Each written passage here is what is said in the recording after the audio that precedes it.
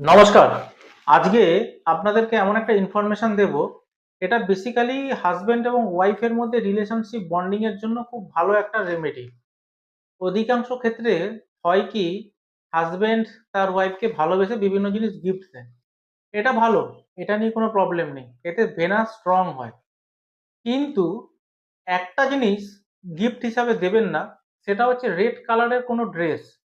আপনারা আপনার হাজবেন্ডকে যখন কোনো কিছু গিফট দেবে, ওয়াইফ যদি শুনছেন ফোন, মানে আমার এই প্রোগ্রামটা যদি আপনি অ্যাজ এ ফিমেল শুনছেন বা মেল শুনছেন, একটা জিনিস মাথায় রাখবেন যে আপনার হাজবেন্ডকে বা আপনার ওয়াইফকে যে যখনই কিছু গিফট দেবেন, রেড কালারের কোনো জিনিস দেবেন না।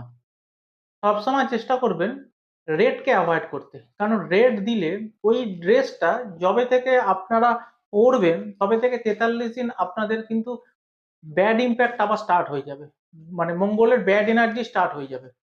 তাই জন্য লাল কিতাবে বলে যে গিফট সবসময় লাল কালারের হাজবেন্ড ওয়াইফের মধ্যে ইন্টারচেঞ্জ যেন না হয়। আর 43 দিন তারপর থেকে খারাপ যায়, এবং সেই কারণে আপনাদের ফার্স্ট টাইম সোশ্যাল মিডিয়ায় বললাম গিফট দিন, কিন্তু রেড কালারের জিনিস দেবেন না। ভিডিওটা প্রচুর শেয়ার করুন, নিজে জানুন এবং অন্য লোককে জানার সুযোগ করে দিন। নমস্কার।